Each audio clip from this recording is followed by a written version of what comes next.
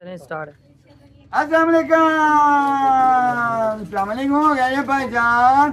पहला ब्लेड करता है चंद, दूसरा करता है चुन, तीसरा करता है चाचा।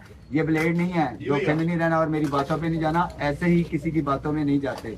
यही मैं मैसेज आपको कन्वे करता हूँ कि किसी की बातों पे, चुगली बातों पे या संजीदा बातों में नहीं आना होता, ठीक है। और उसकी तहकीक किया करें, तहकीक करने के बाद फिर किसी पे अमल किया करें, वरना हमारे माशरे में ये नासूर बहुत ज़्यादा फैलता जा रहा है। फेसबुक के आप कुछ बोले जरी पढ़ के तो उसको हदीस के साथ मबलूज कर लेते हैं, तो ऐसा नहीं करना चाहिए।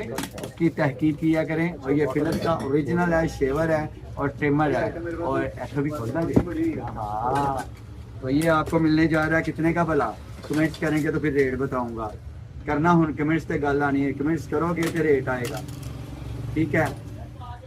इसकी कैप भी है, इसको सर्दी नहीं लगेगी, ठीक हो गया। ये स्टैंड है और इसका अडाप्टर है, फिलिप्स का ओरिजिनल है, गारंटेड है। Thank you so much. अपना ख्याल रखिए। अल्लाह पाक आपको हिफ्ज़-ओ-मान में रखे। अल्लाह पाक आपको ऐसे ही चिकना रखे।